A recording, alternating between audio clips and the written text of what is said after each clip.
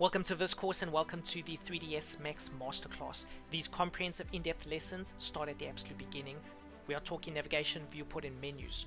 We're going to learn all about copies, instances and groups. We're going to learn how to use the layers tab. We're going to take a deep dive into the edit poly mode.